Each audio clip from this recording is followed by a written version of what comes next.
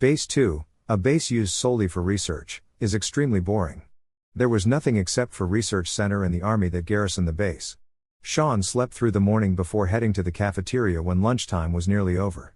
As the only student that survived, he had no one to speak to divert himself from boredom. All he could do was to wait for another research aircraft to transit here in order for him to leave this place. Suddenly, a pair of hands covered his eyes from behind. A smiling voice breathed against Sean's ear, "Guess who? Reeve?" Sean raised his head in suspicion. Reeve does not seem to be someone who would make this sort of joke, but the voice was definitely Reeve's. "Did you miss me?" The person behind him drawled as Sean subconsciously held his breath. He could feel the nearing presence, and the breath brushing across his lips. Sean clenched the person's arms, attempting to pull away the palms that were covering his eyes. A teasing laughter rang in the air. "Well then, who do you think I am?" "Officer Maya." "And I thought I mimicked Reeve's voice perfectly." Judging by his features, he is certainly Maya, still with a smile on his face, but showing a seasoned temperament and shrewdness that did not exist when Sean first met him. He raised one leg and sat on the table, looking down at Sean. "Hey, you seem bored." As he raised his hand and gave a flick on Sean's nose tip, Sean could see the tightening of his shoulder muscles clearly. "And to think that I had thought of him as a sexy, beautiful creature. Goodness. That was patently absurd. And no, thank you." Sean took his food tray and was about to stand up but was stopped by Maya, placing a hand on his shoulder. Not much force was exerted from the look of it, but Sean found himself trapped. "My dear, whatever Reeve said about me, they're just rumors." Sean scanned around the cafeteria, to find that the officers that were once eating had all left.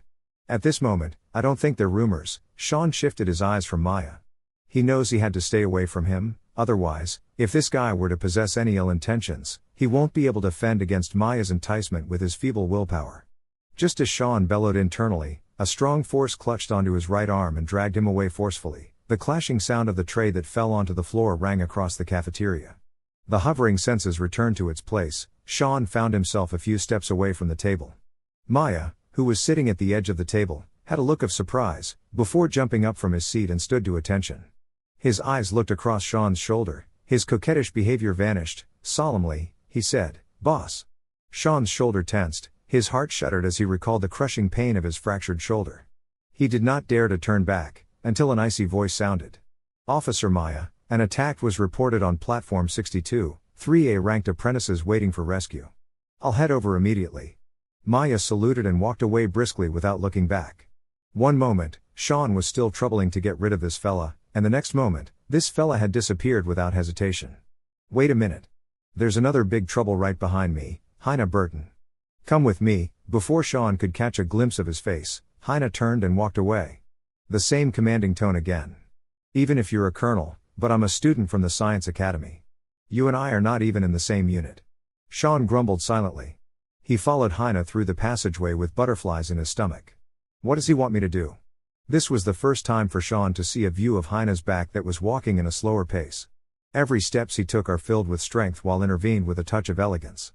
He stopped before a door of a research lab and unlocked the door with his fingerprint. Sean was uncertain whether he could follow him in, as he does not possess the qualification of a researcher, nor is he an A-rank student. Sean froze for a second and stepped into the lab. As the light lit up, Sean realized that it was not a lab, but a repair workshop for weapons. Numerous cold weapons exclusively used by Special Force soldiers were stored within the arsenal by the wall. With just a touch on each of them, the hologram would glance off, revealing the weapon's name, the user, as well as its damage data. Despite of the impairments, these weapons that had slayed countless zombies, reflected a piercing glare that could slash apart one's soul. Huh? Sean was stupefied. Without further explanation, Heine left the room. When the door slid close, Sean nearly rebuked out loud. "What the? I am on furlough. Why do I need to repair all these weapons? Aren't there professional mechanics for them? Why is it me? You should do it yourself for something as important as this instead of asking me, a total rookie who just entered a weapon repair workshop for the first time, for help." Sean picked up a rotary dart and began imagining Heine leaping into the air and releasing the rotary dart. Spikes sprung out from the flying dart, and as it hits the snarling zombie, all its parts loosened and scattered. All because of Sean for being a terrible cold weapon mechanic. What a ludicrous scene it will be. Sean thought in defeat. If something like that happened, he would have to stretch his neck, waiting for Heine to ring it. No. Maybe worst. Heine would pull out his bones, one by one, and make him listen to the snapping sound of his bones. Sean was getting anxious from the thought of it. I don't want to die. Not at all. Alright, I've got to get all of these weapons fixed seamlessly, he said to himself, finally getting focused. And when a person are determined to get a thing done, his attentiveness would be astonishing. This form of dart were made of high-density titanium. 200 years ago, it would have been a difficult task to extract titanium from ore, nonetheless to forge from it. However, with the fast advancement of technology, all kinds of alloys are now vastly utilized in the creation of weapons and artificial body parts. Surely, the name rotary high-density titanium dart was awfully long and tacky, so the Special Force soldiers usually called them silverwings. The 12 silverwings that Sean was repairing are Reeve's. Recalling the dashing look Reeve had when using them, he was hyped up in mending them for her, even if it was trifling. First off, the crucial issues of these silverwings were the targeting and retrieving function.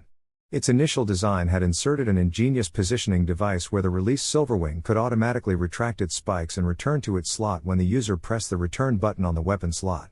After analyzing, Sean noticed that the positioning device was faulty. He fixed the impairment and readjusted the spikes distances of each silverwings to enhance their destructibility. Seeing the attack of the repaired silverwings increased by 5% after a simulation test, Sean let out a satisfied grin for his accomplishment. However, what he does not know was that every research labs comes with an observation room, and Lieutenant Colonel Raven was standing behind the glass with his hands folded, deep in thought. You should know that the headquarters had given orders, where special task forces are required to bring along a technical soldier appointed by the Central Academy of Science. So? Heine Burton's cold mechanical voice sounded from behind. So, for tomorrow's mission, I'll be appointing a technical soldier for you. Lieutenant Colonel Raven gave a soft knock at the glass, and said with a sly smile, what about Sean? Heine came to a halt in front of the sliding door, his lowered brows concealed his emotions. He's just an apprentice. Well, all apprentices are reservists. What's more, I won't take responsibility for their safety sort of manner. Not a single technical soldier in the base is willing to conduct mission with your team. But if it's Sean, you've saved him once, so, for twice or thrice, you definitely won't watch him die. Heine had left the room before Raven could finish talking. Hey, Colonel Burton. I have quite high hope on that kid, remember to bring him back alive. After spending 3 whole days in the room, Sean finally got his repair task done. Glancing through the shining weapons lined across the rack, he was filled with pride. Finally I get to continue my furlough. After that, he would be leaving for Base 14 with another batch of apprentices. For this moment, he yearned for something that take his mind away from the things that he had gone through, and he recalled an ancient reading called The Evolution of the Ocean he saw listed in the library system. It was his childhood favorite. Sean's father was an infamous oceanographer, but as humans migrated to Charles, the research on oceans was no longer needed. However, whenever Sean had a hard time falling asleep, his father would lay by his side and telling him about the fun and mysterious sea creatures in an eager tone of voice. After his father passed away, Sean entered the Central Academy of Science. And when he first found this book in the library's terminal, he was obsessed with it. Since there are researches ongoing in Base 2, there should be library data here as well. Hopefully, I get to find the book in the database, Sean thought. Drawing away from the reality presented before him was as though a different world, a world that allows his imagination to run wild. Gradually, a warm drowsiness came over him, eyes drooping. Sean found his thoughts rippling within the ocean. Suddenly, a pair of hands crept into the water and gripped his waist. He turned around and looked, and as both eyes met, all his fears dissolved instantly, while a sense of reverence emerged. Colonel Burton. Why are you here? Sean could not help but to raise his jaw and bear the overwhelming pressure. Eyes snapped open suddenly as Sean gasped for air. His back was soaked with sweat. Oh, this can't be happening. Sean was about to jump off his bed before noticing he still had the terminal on. With water gushing down onto his head, Sean closed his eyes. God! If Heine were to find out about this, I'm gonna be crushed into bits. Turning off the water, Sean walked out of the bathroom. Luckily I'm on holiday, I get to sleep for a whole day tomorrow. Mumbling to himself, he climbed back up to his bed and went back to sleep, cuddling the bed cover. How I wish to go to a place without zombies, and without Heine Burton. He thought before drifting into sleep. Still in his sleepy days, Sean felt someone tugged his out from his bed. And when he drowsily slid open his eyes, Sean had a great shock when he saw Mark right in front of him with a creepy wide grin. Hey! Morning, rookie. Why is this fella in my room? Could it be fracturing my shoulder was not enough to resolve the Heine Burton's hatred towards me and now he had decided to send Mark here to torment me instead? Pack your things and get ready for mission. Me, what mission? I'm on holiday. Holiday's cancelled. Mark's face darkens. What, you don't want to come with us? Sean gulped. I'll confirm with a higher level first. How is it possible for me, a B-ranked student, has a mission? Nonetheless with special task forces? Impossible message popped up when he turned on his communication device. Risk level, rank A, meaning he can lose his life anytime in the mission. And no way. Sean looked devastated. Why not? Mark then tossed him a backpack. What's this? Bomb. Huh? Before he could react, Sean was dragged out from his room. In the passageway was Reeve fully equipped, leaning against the wall waiting. She gave Sean an assuring smile and mouthed, "Don't worry." Beside Reeve was Maya, twirling some sort of string-like object in his hands. Sean once saw it in the repair workshop. It has a diameter that was only a few micrometers long, but is able to slice through metals like cutting through clays. However, it is not an easy task to control this string. One needs to be highly skilled in combat to utilize it, or they themselves would be hurt by the weapon instead. Another 6 Special Force soldiers were standing by the passageway, some wiping their knives, some arranging their equipment. It seems that the whole small unit of Special Task Forces was being sent out. This is not going to be easy. Crisp sound of footsteps approached as Heine Burton walked past Sean. The resolution in his lowered brows and the strong aura he emits caused Sean to stagger a few steps backward. Let's go. The Special Force soldiers walked as if they are on wings, whereas Sean, with a backpack in hands, almost had to run in order for him to follow up. Before they reached the aircraft, Sean was already sweating buckets. Based on the military ranks, Maya was supposed to be walking right behind Heine, but instead, he was strolling closely by Sean's side. Sweetie, I'll carry you along. Maya stretched his arm towards Sean's waist. No, thank you. The bomb will go off. Sean dodged sideways, but Maya still continued approaching him. Mark, he's too slow, Heine said without looking back, but Mark understood what he meant. Mark turned back from the front line, carried Sean on his shoulder, and with just a few quick steps, he was back to the front. Hey! If he needs to be carried, I should be the one carrying. Maya chased from behind. Hey, boss! This fella's gonna get down from the aircraft as well? Sean prayed silently, please say no. A city 200 years ago had the highest population density, as well as the area that is infected worst. And now, 2 over 3 of the zombies across the world are gathered in the urban areas. Of course. Heine's words were as though tons of bricks falling onto Sean's heart. I'm going to die this time. Seriously. Sean was tossed into the aircraft, and they left the base through the flight passage and soared towards the blazing sun. Hey! Sean! Trust me, this is going to be a real interesting trip. Reeve sat face to face with Sean, whereas Maya was appointed to stay in the cockpit, thus losing the chance to harass Sean. The so-called interesting to Special Task Forces usually means dangerous to me, he muttered to himself. At that moment, Sean had calmed himself down and had got things cleared up.